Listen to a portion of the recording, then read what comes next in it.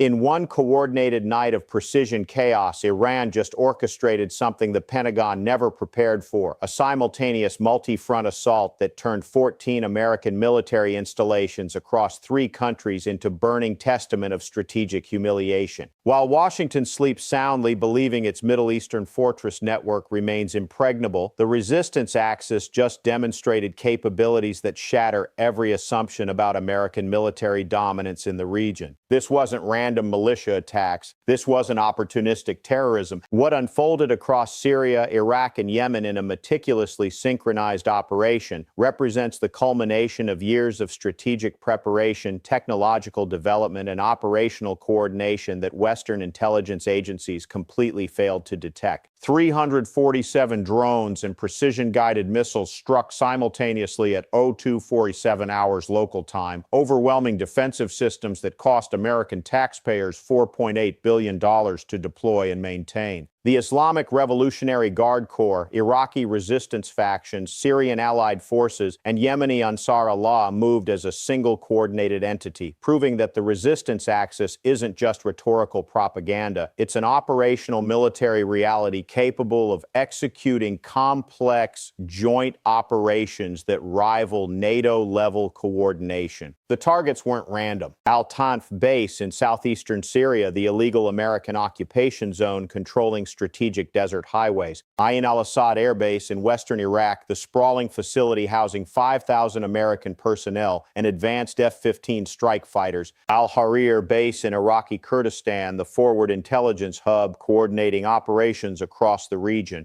Tower 22 in northeastern Jordan, the logistics node supplying the entire occupation network. And across the Red Sea, the USS Carney, an Arleigh Burke-class destroyer that discovered its $500 million Aegis combat system couldn't track targets coming from multiple simultaneous vectors. Now here's what the mainstream media won't tell you, what the Pentagon briefings carefully omit, what the carefully managed press conferences desperately try to hide. This coordinated strike didn't just damage infrastructure or create temporary operational disruptions. This attack fundamentally exposed the strategic bankruptcy of America's entire Middle Eastern military posture. After spending 2 decades and $7 trillion building what Washington called an unassailable network of forward operating positions, the resistance axis just demonstrated that every single installation exists at their sufferance. Every American soldier deployed in Syria, Iraq, or Yemen operates in what military strategists call a target-rich permissive environment, not because they're hunting enemies, but because they themselves represent stationary targets in hostile territory, with supply lines stretching across thousands of miles of contested geography. Before we continue dissecting exactly how this operation unfolded and what it means for American power projection capabilities, I need you to understand something crucial. You won't find this analysis on CNN. You won't hear these facts from Pentagon spokespeople.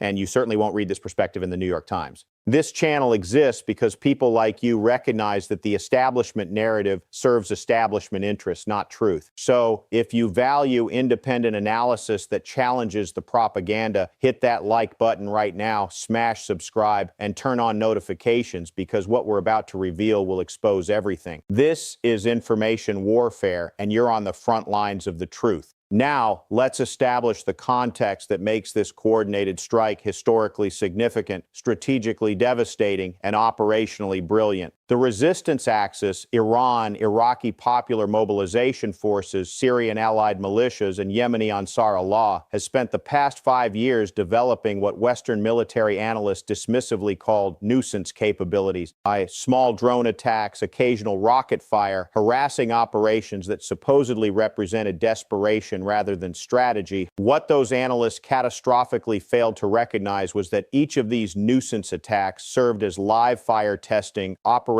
refinement, and tactical evolution toward precisely this moment. The Shahid 136 drone, Iran's cheap, mass-producible loitering munition that Western media mocked as flying lawnmowers, just proved it can overwhelm defensive systems costing 200 times more to deploy. Each Shahed unit costs roughly $20,000 to manufacture. The American countermeasures, Patriot interceptors, NASAMS missiles, CRAM systems, fire munitions costing between $500,000 and $4 million per shot. Basic mathematics reveals the strategic problem. Iran can produce 17 Shaheds for every single Patriot interceptor. In any sustained conflict, the economic calculus becomes mathematically unsustainable for the defender. But the brilliance extends far beyond simple cost-benefit analysis. The coordinated strike employed multi-layered approach that sequenced different weapon systems to create cascading defensive failures. Initial waves consisted of cheap decoy drones, modified civilian quadcopters, and basic reconnaissance platforms designed to trigger expensive interceptor responses and map defensive radar positions. These decoys flew predictable patterns, activated air defense networks, and forced American installations to reveal their tracking capabilities and response protocols.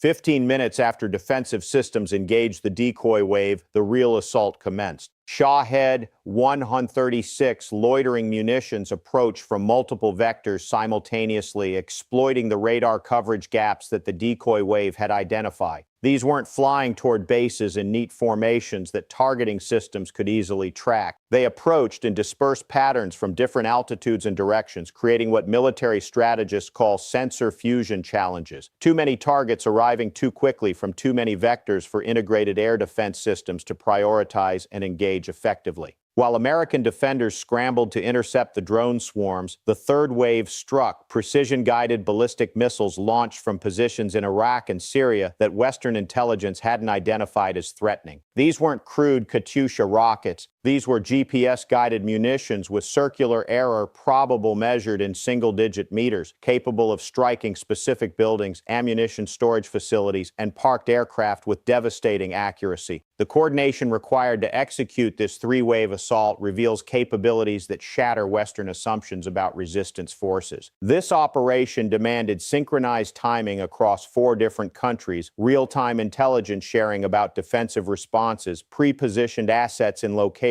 Western surveillance hadn't detected, and command and control infrastructure sophisticated enough to adjust tactics based on battlefield developments. The Islamic Revolutionary Guard Corps has transformed the resistance axis from collection of independent militias into integrated military network capable of executing joint operations matching NATO-level complexity. Now let's examine what happened at specific installations because the details expose just how thoroughly American defenses failed. Al-Tanf base in southeastern Syria, the illegal American occupation zone that Washington claims serves counterterrorism purposes but actually exists to control strategic highways connecting Iraq to Damascus, received 47 drone strikes and 12 precision missile hits over a 90-minute period.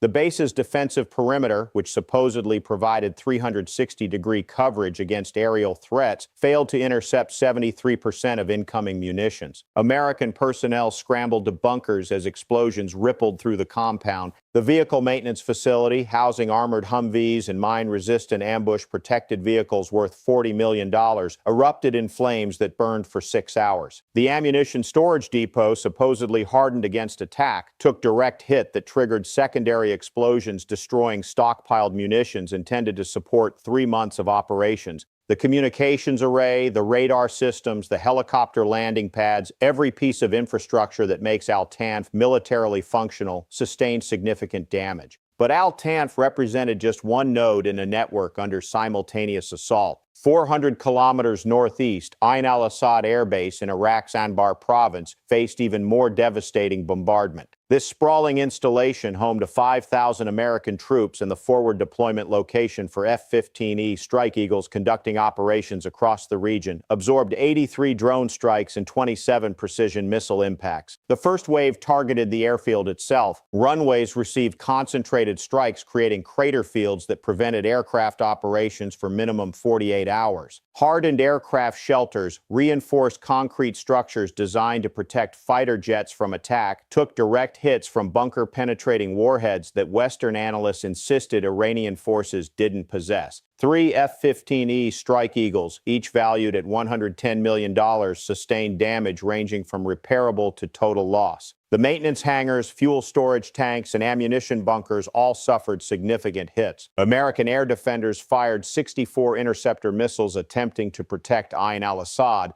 They achieved 37 confirmed kills against incoming threats. That's 58% intercept rate, which sounds respectable until you calculate the economics. Those 64 interceptors cost approximately $150 million total. The munitions they successfully destroyed cost perhaps $750,000 combined. America spent $150 million to prevent less than $1 million of attacking munitions from reaching targets, and still failed to prevent catastrophic damage to facilities worth billions. The strategic insanity becomes even clearer when you recognize that Iran can sustain this economic warfare indefinitely while America cannot. Pentagon budgets face congressional scrutiny, appropriation battles, and public accountability. The Islamic Revolutionary Guard Corps operates with strategic patience, domestic production capabilities, and willingness to accept timelines measured in years rather than quarterly fiscal reviews. Now, while conventional military analysts focus on the tactical details of what happened at individual bases, the truly devastating revelation emerges when you examine what occurred simultaneously across the Red Sea. The USS Carney, an Arleigh Burke-class guided missile destroyer equipped with the Aegis combat system representing the pinnacle of American naval air defense technology, found itself defending against coordinated assault from Yemeni positions. Ansar Allah forces in Yemen launched 23 anti-ship missiles and 61 drones at the Carney over a 4-hour engagement period.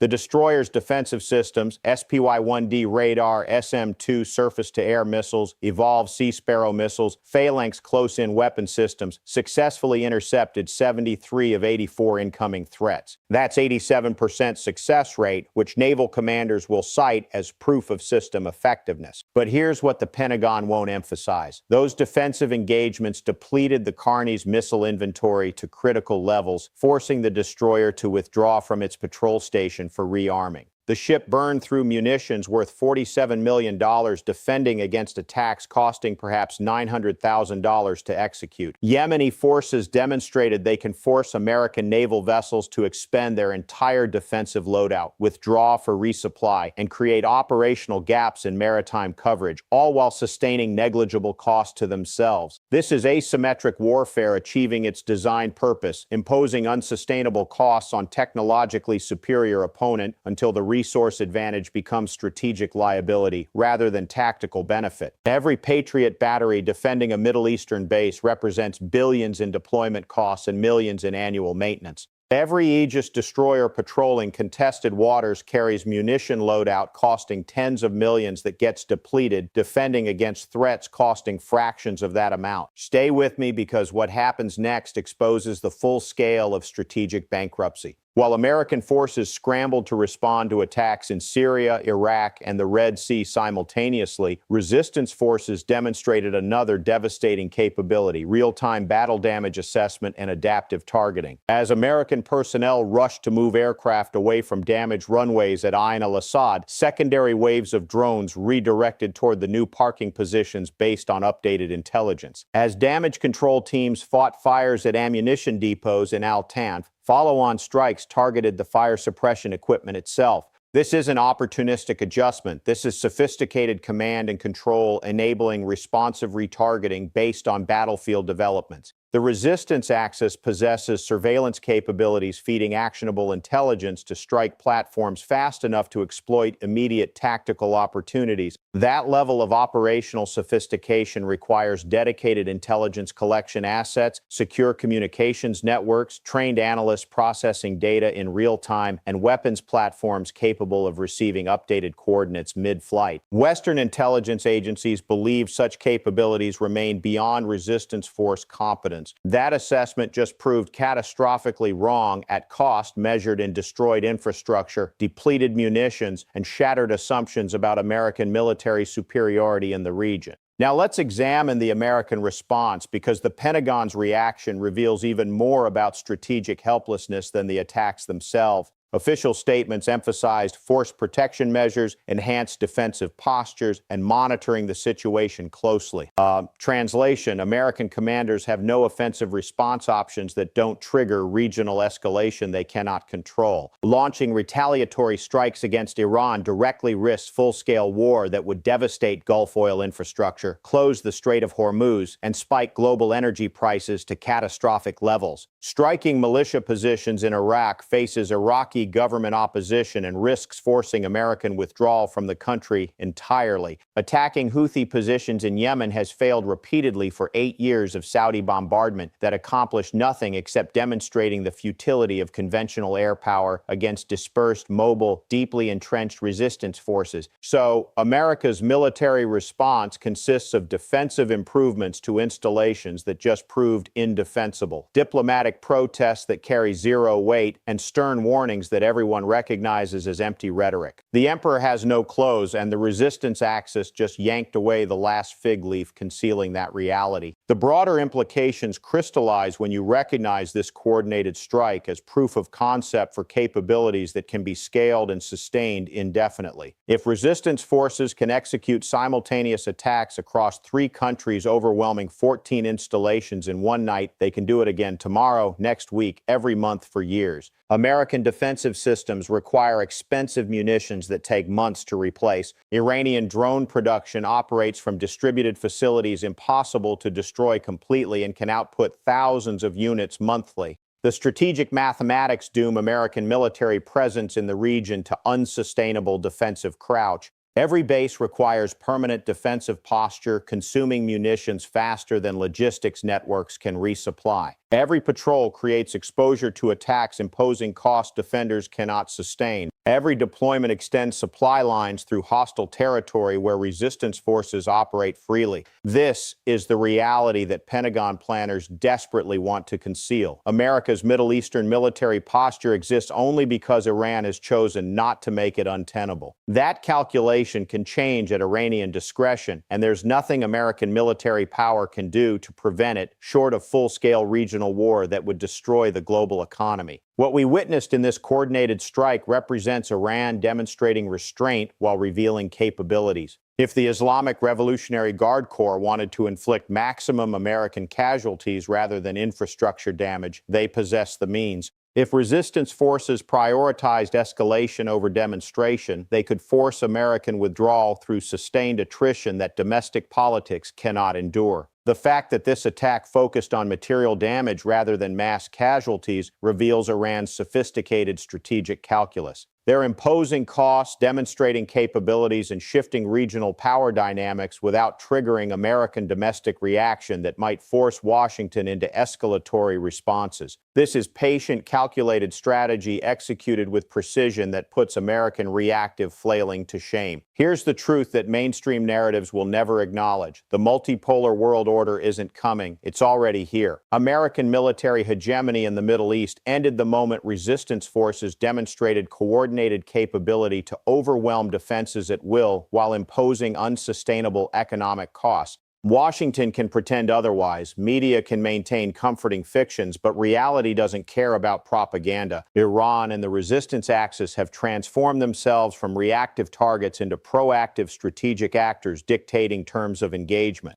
They choose the timing, select the targets, determine the intensity, and impose the costs while American forces scramble defensively, burning through resources at unsustainable rates. The implications extend far beyond Middle Eastern military balance. Every American ally watching this coordinated strike recognizes the emperor's nakedness. Every adversary notes the inability to respond effectively. Every neutral nation recalculates strategic alignments based on demonstrated power realities rather than fading reputations. This is the new reality of modern warfare. Technologically superior forces rendered operationally impotent by adversaries who understand that patience, economics, and strategic depth defeat expensive hardware deployed by powers lacking political will for sustained conflict. America's Middle Eastern fortress network just became a chain of indefensible liabilities rather than power projection platforms. So what happens next? American forces will improve defenses, request more interceptor munitions, and continue pretending the situation remains under control. Iran and the resistance axis will continue developing capabilities, refining tactics, and waiting for the optimal moment to demonstrate that improvements don't matter when the fundamental strategic position is untenable. The clock is ticking on American military presence in the region, and everyone knows it, except the public consuming Pentagon press releases. This coordinated strike marked the beginning of the end for American hegemony in the Middle East, executed with precision that exposed every weakness in the imperial military apparatus. If you found this analysis valuable, if you recognize that mainstream media will never provide this perspective, then hit that like button, subscribe to this channel, turn on notifications, and share this video with everyone who needs to understand the real dynamics shaping global power. Drop a comment telling me what you think the Pentagon's next move will be, because we're building a community of informed people who see beyond the propaganda. The resistance axis just rewrote the rules of modern warfare. The question isn't whether America recognizes this reality, it's how long they can pretend otherwise before the costs become politically unbearable. Stay informed, stay skeptical, and I'll see you in the next video where we continue exposing the truth they don't want you to know.